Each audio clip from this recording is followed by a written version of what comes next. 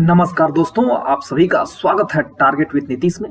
दोस्तों, आज का एपिसोड जो है वो काफी इंपोर्टेंट रहने वाला है, क्योंकि हम जो है इसमें डिटेल से अध्ययन करेंगे कि भारत में पंचायती राज, हेडिंग से ही आप पहचान चुके होंगे और जो थंबनेल बना हुआ है उसके माध्यम से आप पहचान चुके होंगे कि भारत में पंचायती राज पर जो है चर्चा होने वाली है इस एपिसोड में। तो दोस्तों, यह जो एपिसोड है काफी डिटेल में होगा। इसके कारण जो है यह बीपीएससी, जेपीएससी जितने भी एग्जाम्स हैं उनके प्री के लिए तो उपयोगी है ही, साथ ही साथ इसके मेंस के लिए भी उपयोगी हो जाता है, क्योंकि काफी डिटेल में चर्चा की गई है। और दोस्तों, एक चीज और बता दूं कि इसमें जो है जो एग्जाम के लायक चीजें हैं पंचायती राज से संबंधित टॉपिक में, उसी पे डिबेट किया गया है या डिस्कशन किया गया है। किसी भी अन्य चीजों पर डिबेट बिल्कुल नहीं किया गया है। तो आइए शुरू करते हैं आज का ये महत्वपूर्ण भाग। मेरा नाम है नीतीश कुमार। तो आइए शुरू करते हैं दोस्तों, भारत में पंचायती राज व्यवस्था के बारे में हम देखेंगे। तो दोस्तों, भारत में स्थानीय शासन की जो नींव है, यानी कि लोकल सेल्फ गवर्नमेंट की, वायसराय लॉर्ड रिपन ने जो है 1882 ईस्वी में एक प्रस्ताव के माध्यम से रखा था। यही कारण है कि लॉर्ड रिपन को भारत में स्थानीय स्वशासन का जनक माना जाता है। अब दोस्तों, कुछ लोगों के मन में प्रश्न आ रहा होगा कि स्थानीय स्वशासन का तात्पर्य क्या है।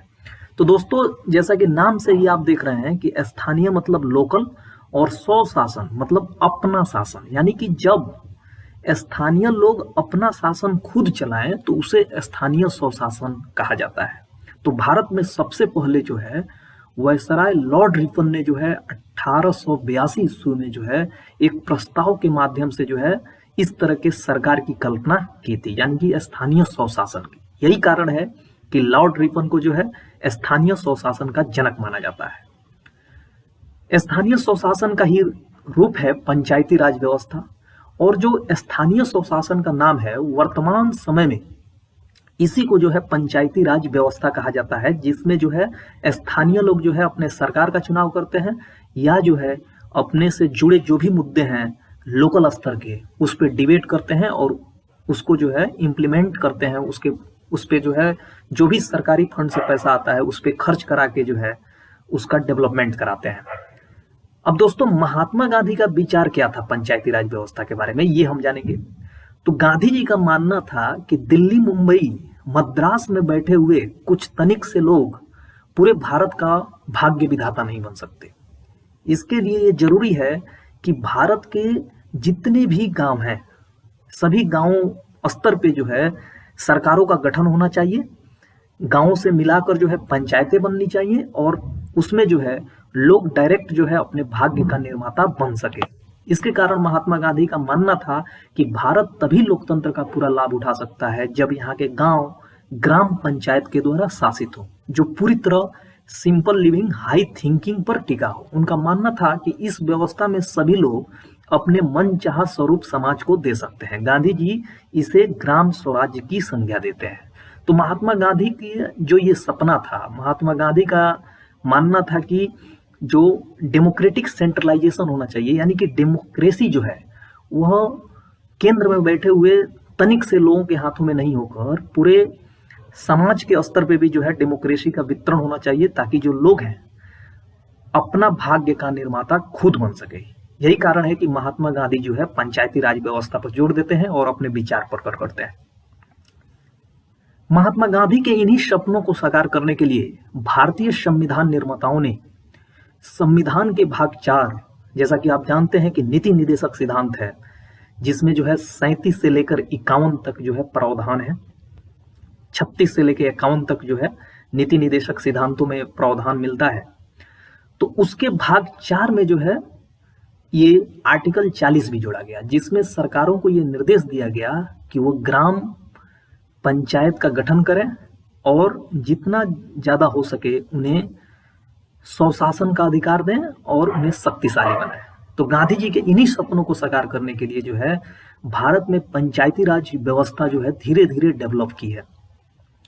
तो आइए देखते हैं भारत में पंचायती राज व्यवस्था की यात्रा। सन 1952 में सामुदायिक विकास कार्यक्रम चलाया गया, कम्युनिटी डेवलपमेंट प्रोग्राम।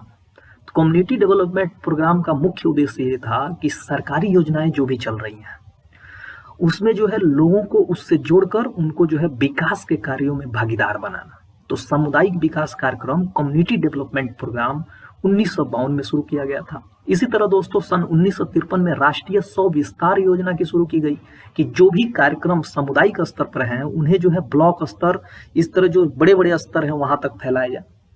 इन दोनों कार्यक्रमों का उद्देश्य गांवों तक योजनाओं को पहुंचाकर उनके विकास की मुख्य धारा जोड़ना था। तो दोस्तों प्रश्न कभी कभी डायरेक्ट पूछा जाता है कि राष्ट्रीय स्व विस्तार योजना की शुरुआत कब हुई, तो 1953 में, आप याद रखिएगा।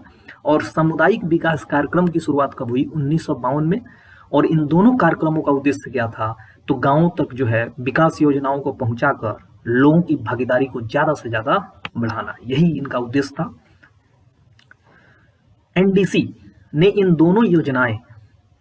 दोनों योजनाएं अपने उद्देश्यों में कितना सफल हुई। एनडीसी का यहाँ मतलब है नेशनल डेवलपमेंट काउंसिल, राष्ट्रीय विकास परिषद, जिसका गठन भी 1952 में ही हुआ था।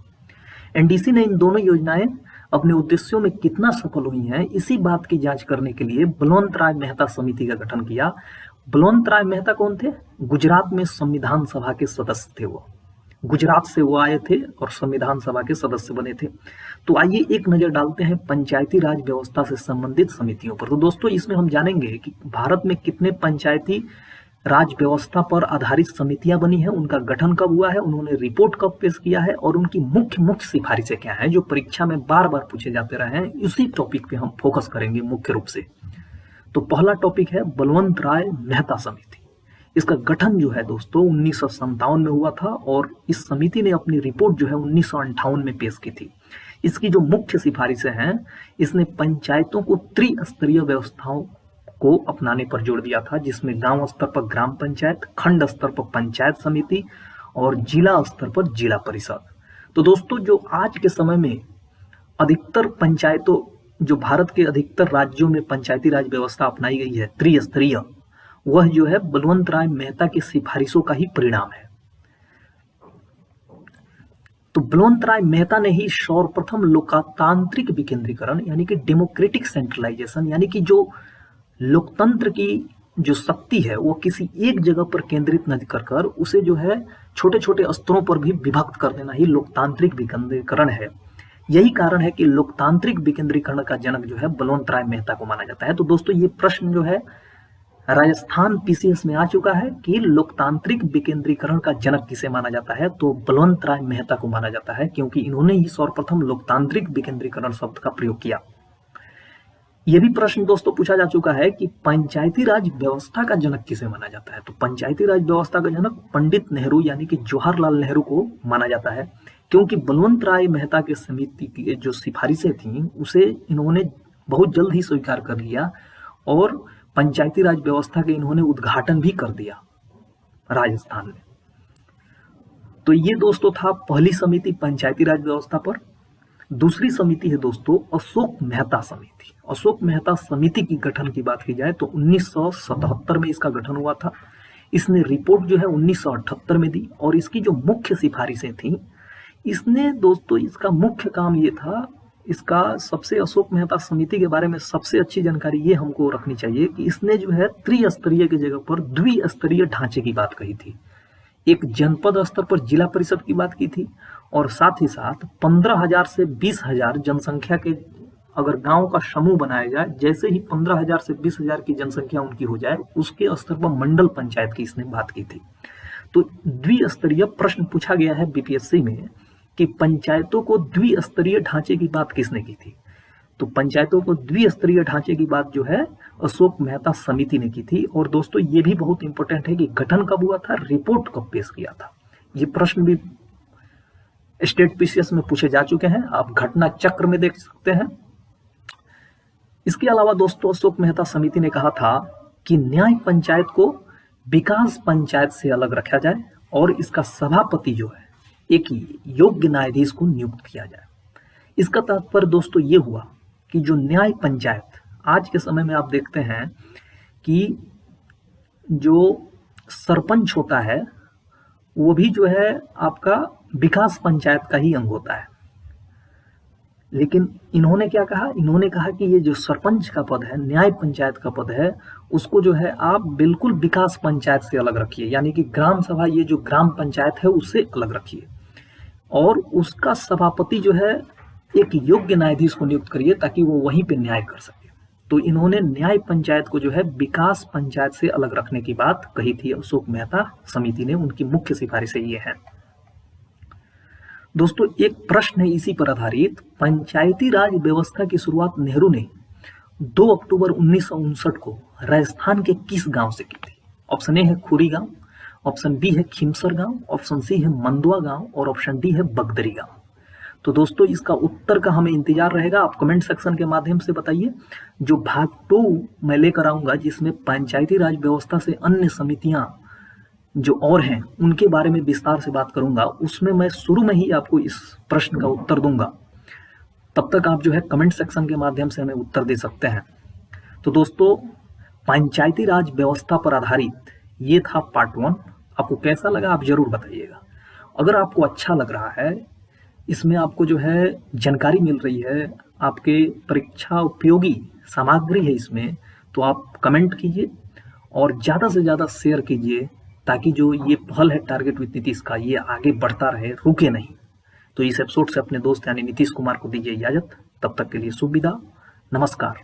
कल इसी समय मिलेंगे पार्ट 2 के साथ।